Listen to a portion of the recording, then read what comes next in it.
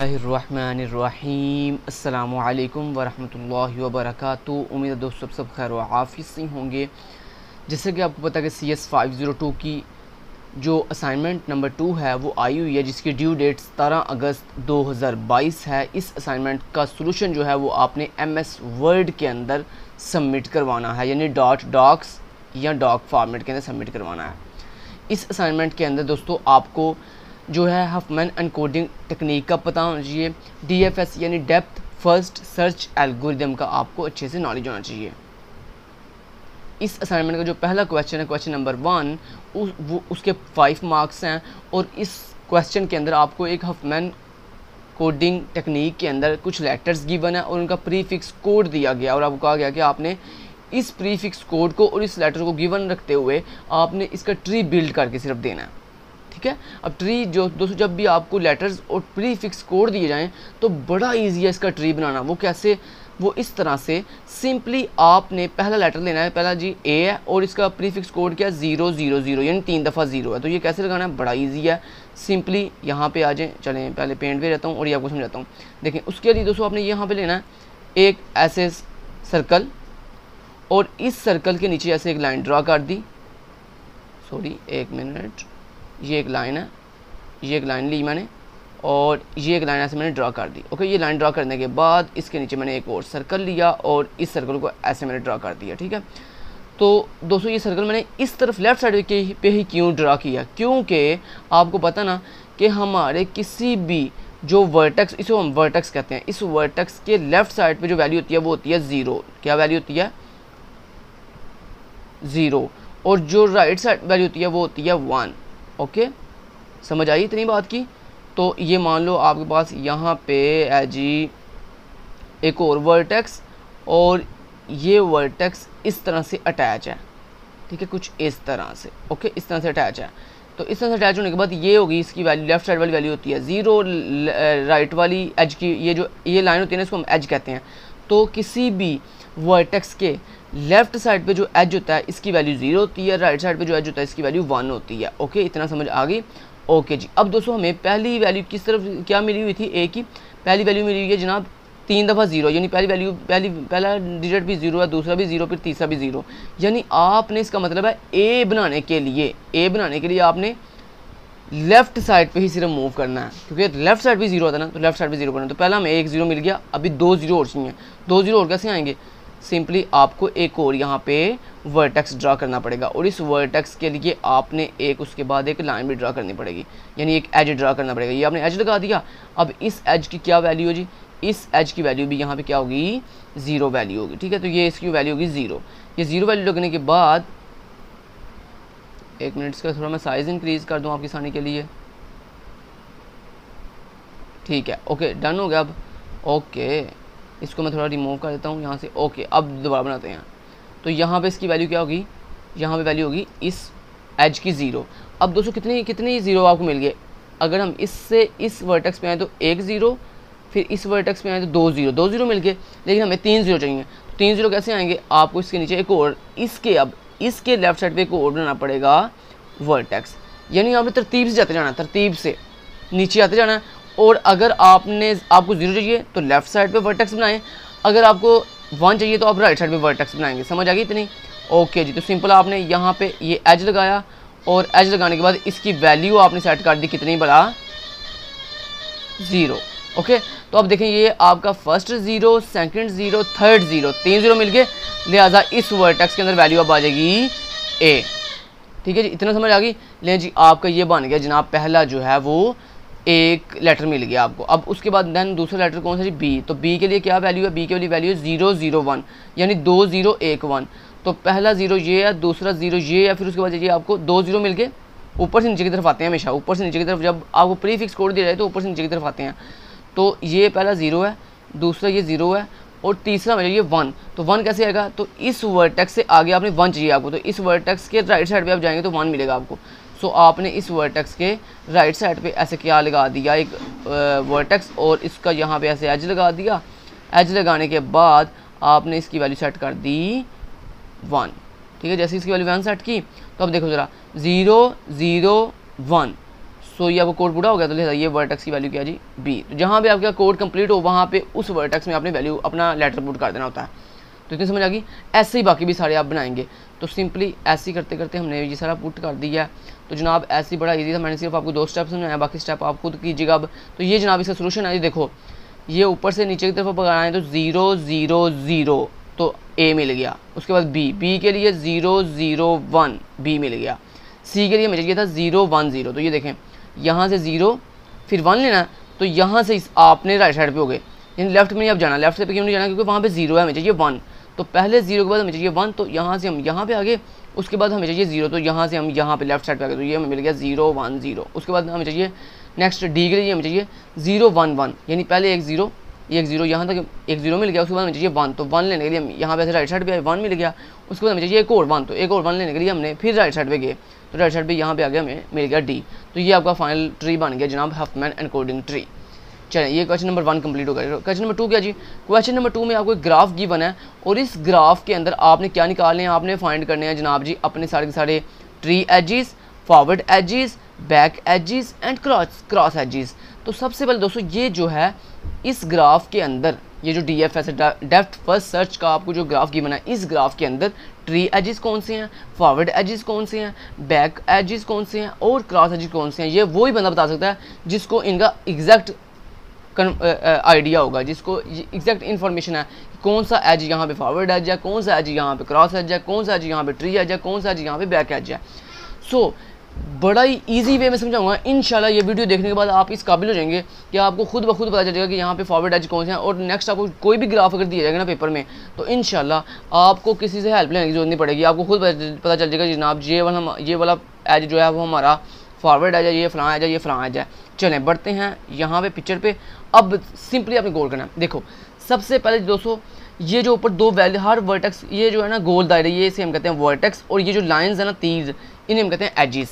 Okay, दो बात समझ आ गई। तीसरी बात, ये जो हर वर्टेक्स के ऊपर वैल्यू लगी हुई है ना, इसके ऊपर ये जो पहली वैल्यू ना वर्टेक्स से पहले, इसका मतलब है स्टार्टिंग पॉइंट, ये सॉरी स्टार्टिंग पॉइंट कह रहा हूँ, स्टार्टिंग वैल्यू, यानी इस वैल्यू से ये वर्टेक्स का टाइम स्टार्ट हो रहा है, मतलब इस टाइम पे ये वर्टेक्स वर्किंग करना स्टार्ट करेगा। और ये जो बटे के बाद जो वैल्यू ना, इसका मतलब होता है कि यहाँ पे इसका टाइम एंड हो रहा है, तो ये स्टार्ट टाइम है और ये इसका एंड टाइम है। अब स्टार्ट टाइम, ए का स्टार्ट टाइम क्या है 1, इसका मतलब है सबसे पहले ए से स्टार्टिंग होगी। ए से स्टार्टिंग क्यों होगी, क्योंकि दोस्तों जिसका स्टार्ट टाइम 1 हो ना, वहाँ से स्टार्टिंग होती है। सो ए से हम स्टार्ट करेंगे और ए से आपने देखने होते हैं outdoor edges, outward edges. Outward edges कौन से, यानी जो ए से बाहर की तरफ जा रहे हैं, जो ए की तरफ आ रहे हैं वो आउटवर्ड नहीं होते, वो इनवर्ड होते हैं। और जो बाहर ए से बाहर निकल के किसी दूसरे की तरफ जा रहे हैं, यानी जिनका रुख ए से दूसरे वर्टेक्स की तरफ है। जैसे देखें ए से एक एरो बी की तरफ है, दूसरा एरो जो है वो डी की तरफ है, जबकि एक एरो ए की तरफ आ रहा है। जो ए की तरफ आ रहा है ना, वो इसका आउटडोर एज नहीं है, जो इससे जा रहा है वो इसका आउटडोर एज है। सो ए से एक एज जा रहा है बी की तरफ, दूसरा एज जा रहा है डी की तरफ। तो दोस्तों हम किस तरफ जाएंगे, बी की तरफ या डी की तरफ? हम जाएंगे बी की तरफ। क्यों?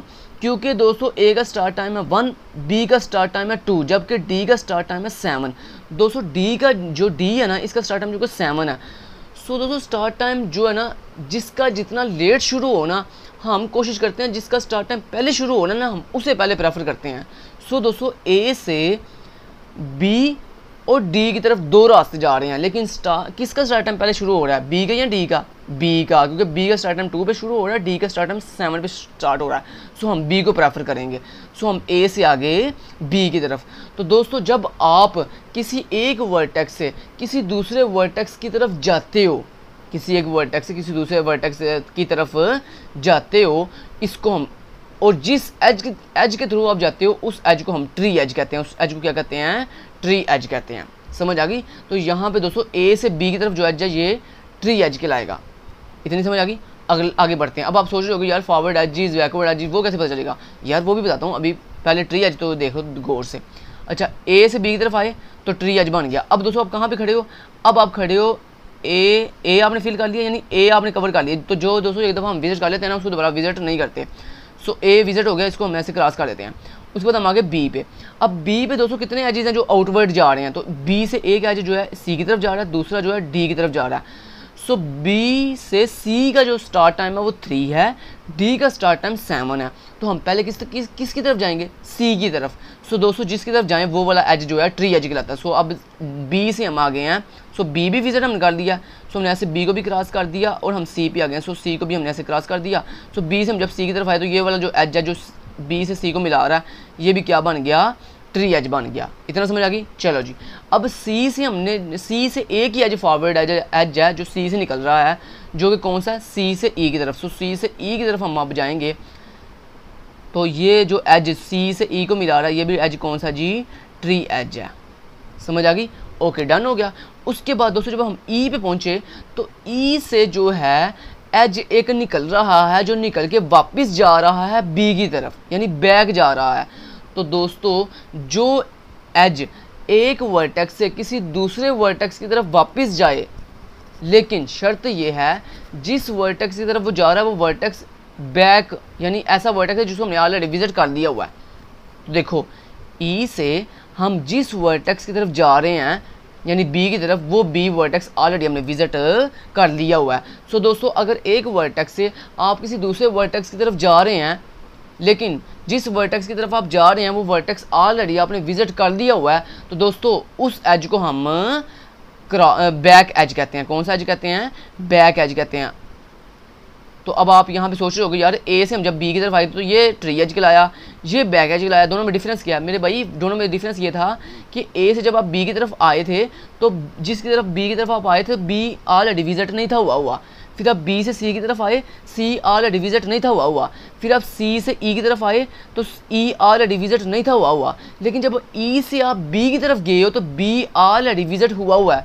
सो जब आप किसी वर्टेक्स की तरफ जाओ और वो वर्टेक्स ऑलरेडी विजिट हुआ हो, और एक और कंडीशन भी है, वो भी कंडीशन आपने याद रखनी है।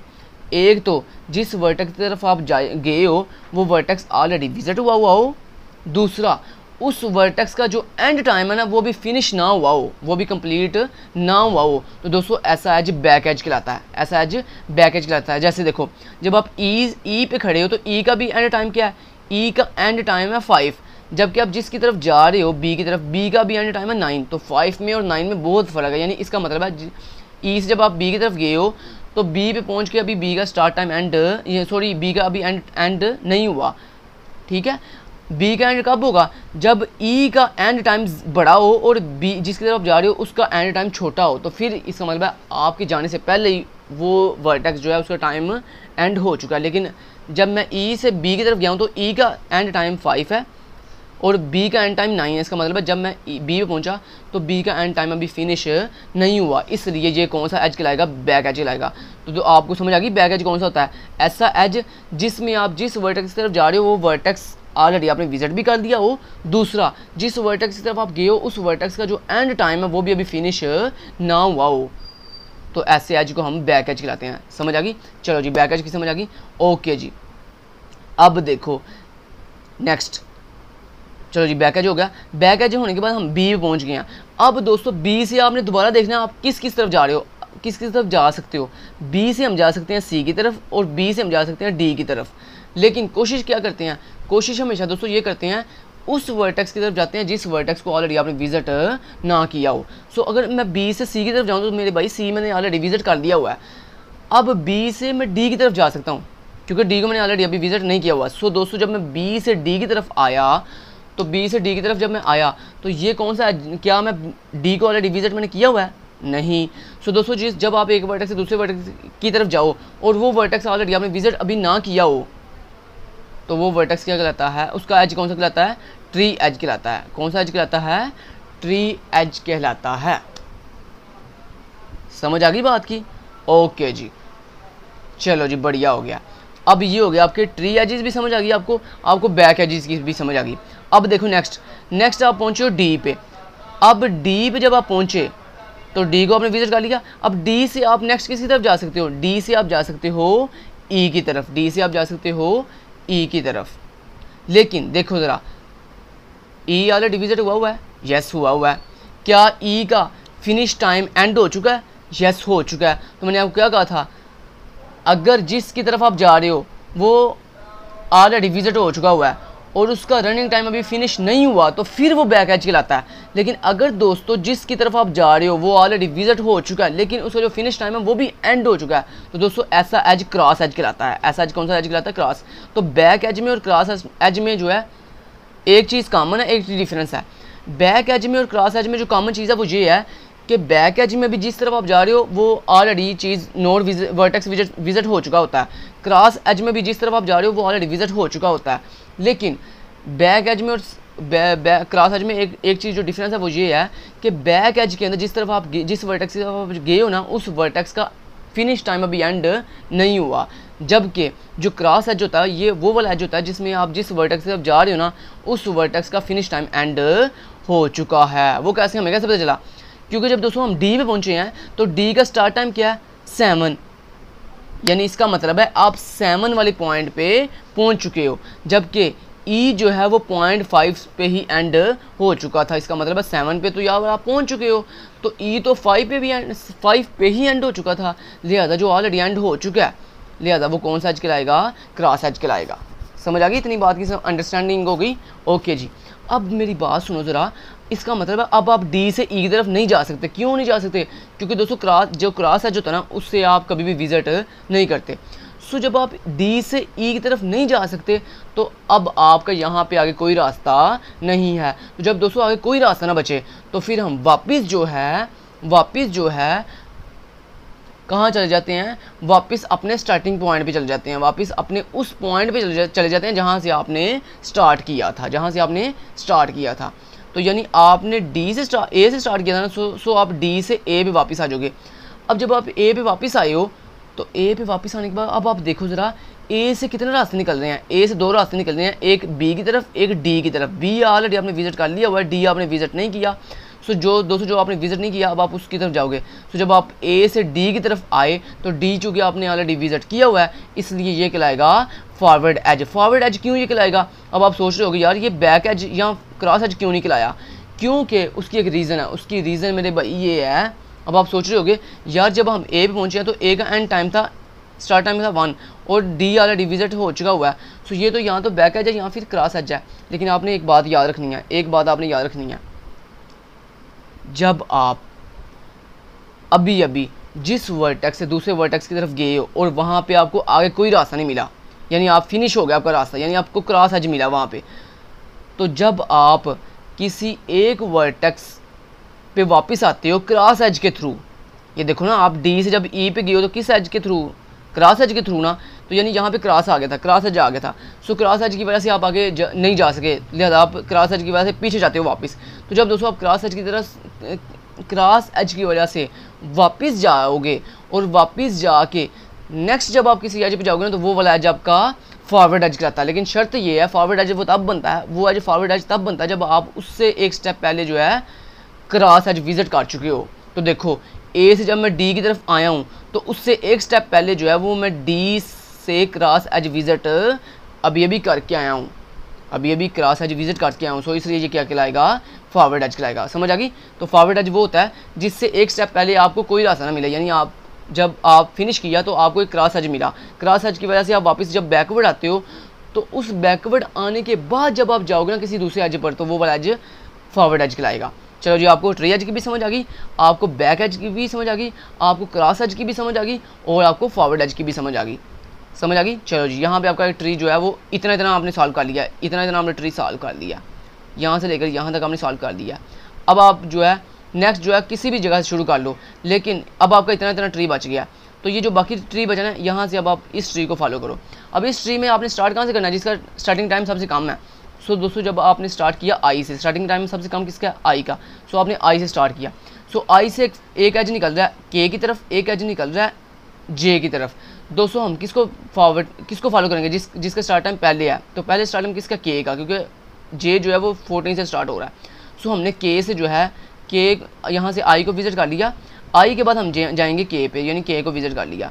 सो दोस्तों ये कौन सा एज है? ये अब आपका एज है जनाब ट्री एज है। ट्री एज क्यों है? क्योंकि हम दोस्तों के आई से के की तरफ आए हैं, तो ये सिंपल हम आ रहे हैं तो ये बन गया ट्री एज। यानी सिंपल जब आप आ रहे हो तो वो ट्री एज होता है, ये ट्री एज बन गया।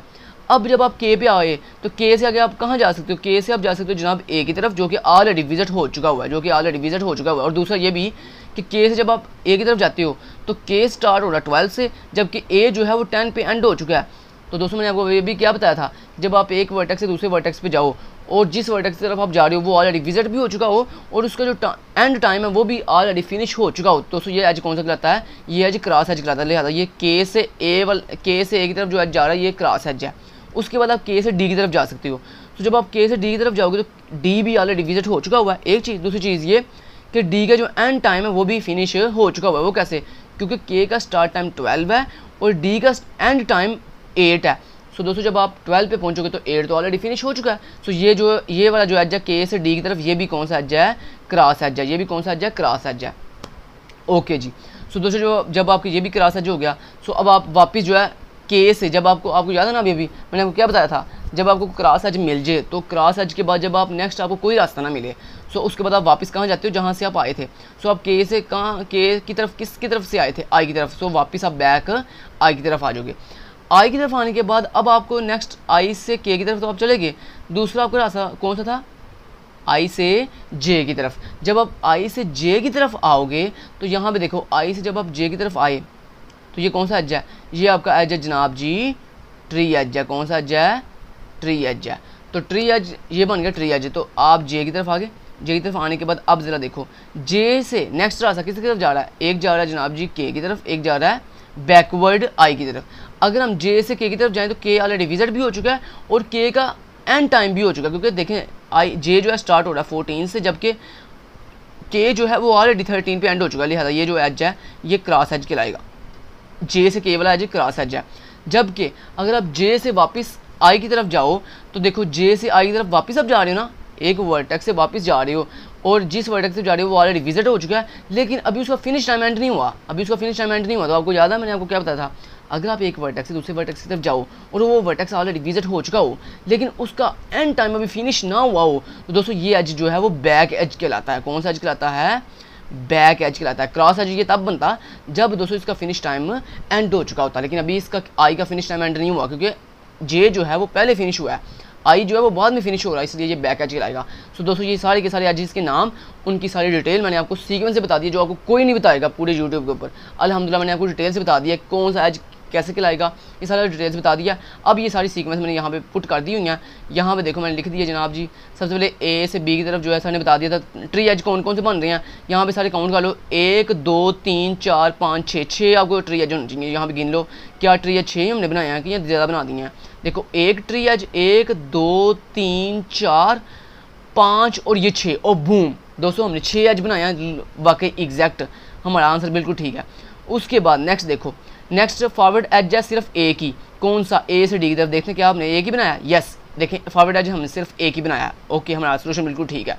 नेक्स्ट बैक एज कौन कौन सी हैं, बैक एज 2 हैं, एक ई बी और जे आई, ई बी और जे आई। यस ये देखो बैक एज हमने 2 बनाया, एक ये वाला ई से बी की तरफ और एक जे से आई की तरफ। यस 2 बनाया तो 2 ही हैं। ओके उसके बाद नेक्स्ट दोस्तों हमारे पास आ जाते हैं जी क्रॉस एजेस। क्रॉस एजेस कितने हैं, 1 2 3 4 4 हैं। तो हमने कितने बनाए हैं, देखते हैं क्रॉस एजेस हमने 4 ही बनाए हैं, 1 2 3 और ये 4, 1 2 3 और ये 4 क्रॉस एजेस हो गए। इसका मतलब हमारा 100% सोल्यूशन बिल्कुल ठीक है। लेकिन जी मैंने आपको सोल्यूशन वेरीफाई भी करवा दिया, 100% सिखा भी दिया। तो चैनल अच्छा लगा और पसंद आया तो दोस्तों चैनल को सब्सक्राइब भी कीजिएगा। हमारी इस वेबसाइट को विजिट करके हमारी वेबसाइट को सपोर्ट भी करें, 25 रुपये गेम में पार्टिसिपेट भी करें। Thank you so much. Till then guys take care, अल्लाह हाफिज़।